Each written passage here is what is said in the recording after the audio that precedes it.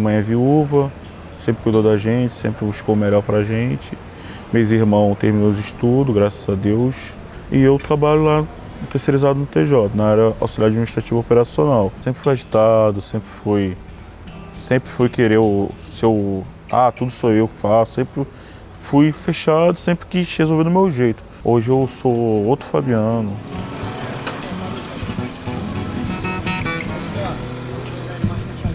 Meu nome é Marcos Paulo, estou no 4º período em Direito e hoje eu vim, relatar algo que eu achava impossível, de um jovem que começou com uns 18 anos a entrar na Letra Jovem com a ajuda da instituição UERJ. São quase 400 pessoas que passaram, muitos já tinham tido um conflito com a lei em algum momento na experiência. E a maioria dos alunos desses participantes que trabalham conosco são meninos negros entre 16 e 24 anos. E essa é justamente a faixa que tem maior incidência de morte por arma de fogo, especialmente no Rio de Janeiro, que é um território conflagrado. Quando a Márcia foi para a UERJ, ela sempre acreditou muito nesse projeto também. E realmente aí a gente começou essa parceria. Na época acho que tinha 20 ou 30 jovens, nós estamos com 115. Então as coisas foram acontecendo naturalmente, né, diante da necessidade do Poder Judiciário de ficar responsável pela questão social e ambiental.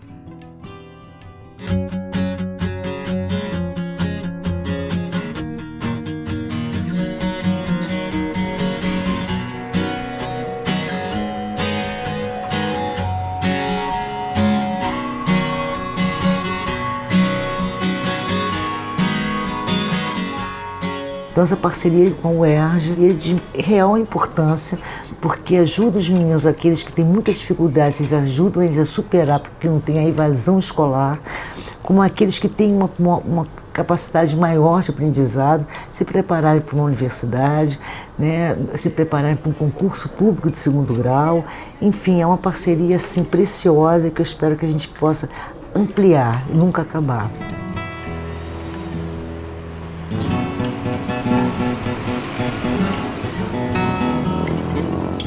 Nós trabalhamos no ensino de língua portuguesa com uma perspectiva de ensino que nós chamamos de sociocultural, na medida em que nós buscamos partir do horizonte de referências desses sujeitos que estão presentes na sala de aula. Nós chamamos de material didático, é interessante falar também em seleção de repertório, a partir de uma recolha de textos de efetiva circulação social. Então trabalhamos com gêneros como memes, charges, crônicas, reportagens, poemas. A preparação do material não é só baseada no tema, nem só no texto, mas num conjunto de outras coisas que estão acontecendo ali naquela sala de aula com aqueles sujeitos envolvidos. Por isso que demanda bastante trabalho essa preparação, que é semanal. Não fazemos com antecedência porque não temos como saber qual vai ser o movimento da aula anterior. Então, à medida que o processo das oficinas vai acontecendo, nós vamos preparando coletivamente esse material didático. Como nós estamos trabalhando no campo da formação de professores aqui na UERJ, é muito importante que os bolsistas e voluntários, ao participar dessa produção coletiva e cooperativa, também aprendam a formular. Trabalhei no Tribunal de Justiça como jovem mensageiro e lá tenho certeza que foi onde abriu as portas para o mercado de trabalho e para chegar onde eu cheguei até agora. Por uma publicação que teve lá dentro, que proporcionou aos jovens a melhorar um pouquinho o currículo e tal. E foi apresentado. Aí lá eu falei assim, poxa, deve ser estranho, deve ser aquela coisa assim, 5 minutinhos de aula e vai embora. Pelo contrário, lá eu comecei a aprender mais, a gostar mais de estudar. O que eu vi ali foi o que é ser um verdadeiro professor. A professora Márcia Lisboa foi uma das melhores professoras de português que eu tive, que eu vivi. Ela quebrava aquele paradigma de professor e aluno, que eu lá e ela cá. Pelo contrário, ela conversava com a gente como se fosse uma mãe, tratava a gente como uma psicóloga. Então, ela e as suas estagiárias lá foram uma alavanca, ainda mais para mim, para onde eu estou chegando, onde eu estou.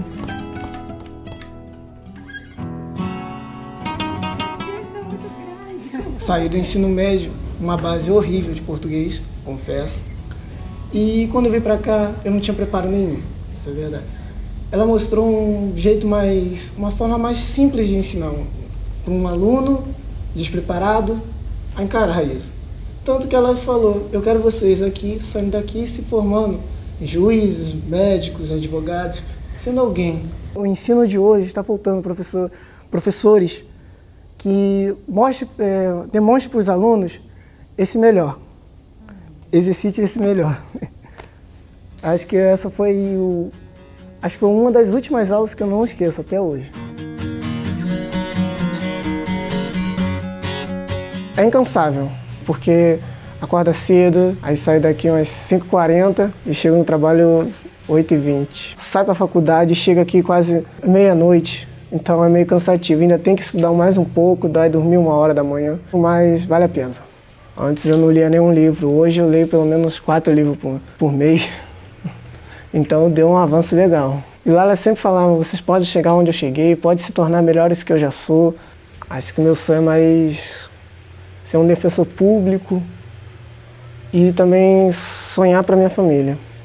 Para dar algo que meus pais conseguiram lutar para me dar e eu dar para meus irmãos e para a geração que está vindo depois.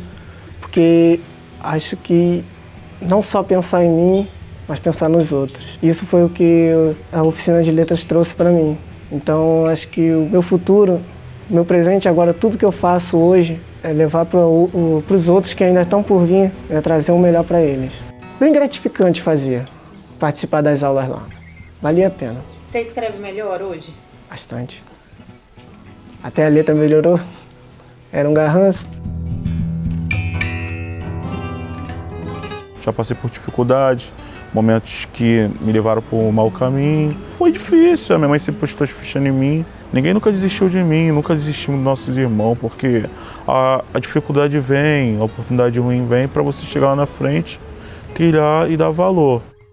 Aí fiquei cumprindo medida socioeducativa, respondi com 13 anos na justiça. Aí fiquei 1 ano respondendo. Depois assinei, a juíza me bateu o martelo e me deu 3 anos de liberdade assistida, que você fica sendo avaliado.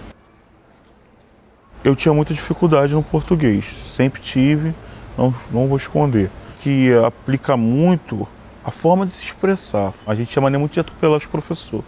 A gente está falando junto. Então, se eles falam, não, Fabiana, escuta primeiro, vocês têm que escutar, vocês têm muita mania de não escutar o próximo, vocês têm que escutar, escuta o erro, absorve e corrige. Que as formas da língua, elas são mais ou menos valorizadas por causa do sujeito que fala. Também ficou conhecido como preconceito linguístico, a gente entende que é um preconceito contra a pessoa que fala uma forma de língua menos valorizada. Como eles usam as formas marginalizadas pela sociedade, acaba que isso, gera um preconceito. Seria esse preconceito linguístico, que é o quê? Ele tenta falar, tenta se expressar, mas a forma que ele adota não é aceita pela sociedade de uma maneira geral. Então a gente lida com essa questão do preconceito linguístico de uma forma muito tranquila. A gente não tende a corrigi-los sobre como eles falam, se eles falam errado, se eles falam certo. Esse não é o intuito do projeto. Aí puxava mais o português nosso, o que a gente tinha dificuldade, o que a gente não tinha, apresentava pra gente umas perguntas, a gente tinha que responder os questionários e assim, fazer redação.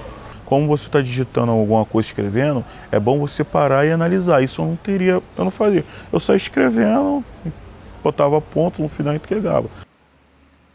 As pessoas me veem e falam, pô, Fabiano, você mudou muito. E eu fico feliz, porque as pessoas acreditaram no meu potencial.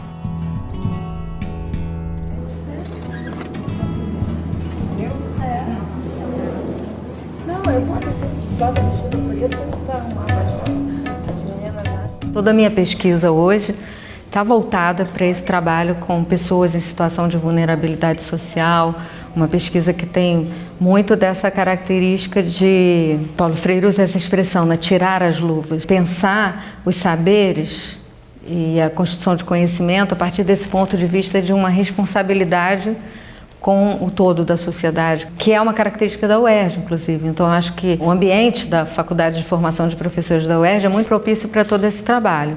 Mas, sem dúvida, o contato direto com pessoas que vivem experiências periféricas, né, e com todas essas dores sociais que muitas vezes nós poderíamos esquecer, talvez, num gabinete, né?